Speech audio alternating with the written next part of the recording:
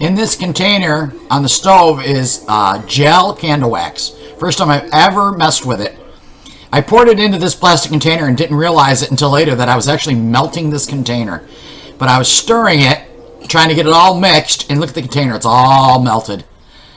Then after I got it all mixed, which was the container with secret ingredients, including 5 kinds of shaved fatwood, I put it into these little tart tins. And this took some time, let me tell you. This whole process was over several days. Once I had the tins full, I stuck them in the freezer to harden up the wax. And this is what I ended up with.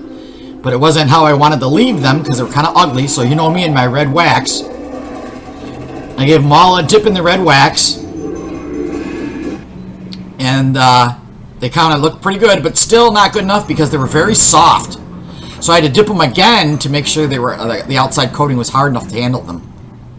The inside is really moist because of all the ingredients that are wet that are inside there with the fatwood. Then I decided to make a cute little wick, so I just took some jute twine, dipped it in the wax, and then poked it into the center of each of these little, I don't know, cupcakes comes to mind. That's what they look like to me. I was thinking red velvet cupcakes. So that's what I did. I stuck a little wick in every one of them.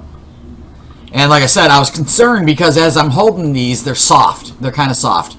You could squeeze them and feel them like they want to break apart. So I dipped them many times. And I actually took a little spoon at one point, and I guess I didn't record that, where I was dipping the wax and pouring it right into those holes where the wicks were, so it looks like this now, so that there was no holes at the base of the wicks. So this one was one of the softer ones. I took it and then just squeezed it. You can see it pops right apart.